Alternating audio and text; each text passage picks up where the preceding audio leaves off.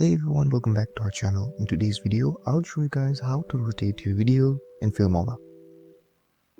If you guys want to rotate any video frame or a video clip to add your creativity, then this video is for you. First, open the Filmora app on your mobile device, then select the video which you want to rotate. After selecting the video, you'll see many options. Simply tap on the video itself, then use your index and thumb, rotate your video. There are no specific buttons to rotate your video. You can simply rotate your video using your two fingers. And this is it. Now you guys know how to rotate a video in Filmora. If this video helped you, don't forget to like, share and subscribe, and comment down below if there is anything else I can help you guys with.